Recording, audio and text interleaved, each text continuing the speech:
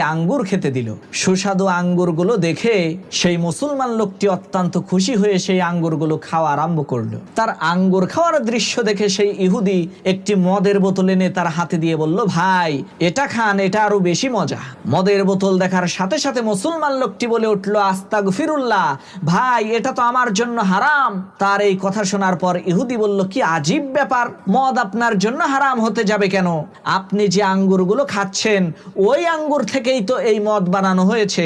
আঙ্গুর যদি আপনার জন্য হালাল হয় তাহলে এই মদ কেন আপনার জন্য হারাম হতে যাবে? এই বিষয়টা তো বুঝলাম না। ইহুদি লোকটির এই কথা শোনার পর ওই মুসলিম লোকটি বলে উঠল, ভাই শোনেন, আপনার স্ত্রী আপনার জন্য হালাল, কিন্তু ওই স্ত্রীর পেট থেকেই জন্ম নেওয়া আপনার আদরের মেয়েটা আপনার জন্য হারাম।